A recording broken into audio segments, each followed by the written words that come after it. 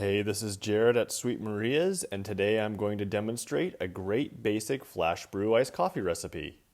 For this recipe, you'll need 27 grams of medium fine ground coffee, 150 grams of ice, 250 grams of hot water, and the brewer of your choice. I'm also going to be using a gram scale just to keep things under control. The method for this recipe uses 1 bloom step and 3 full pours. I'll go over each of them as we go along. Flash brewing is a good option for producing iced coffee because it is fast and it uses equipment you probably already have.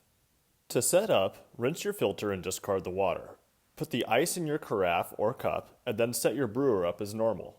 After you've got your brewer set up and added your coffee, start the timer and begin by adding 50 grams of hot water to your brewer. Let the coffee bloom for 40 seconds.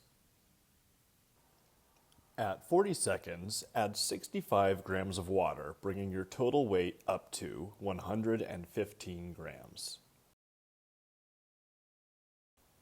At 1 minute and 10 seconds, add 65 grams more water, bringing your total weight up to 180 grams.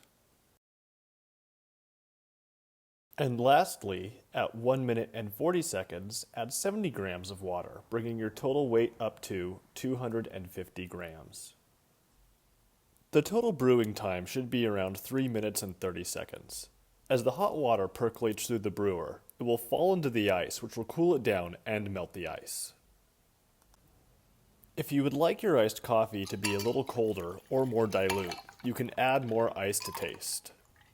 Flash brewing iced coffee is great because it uses the same equipment and techniques you use for hot coffee brewing.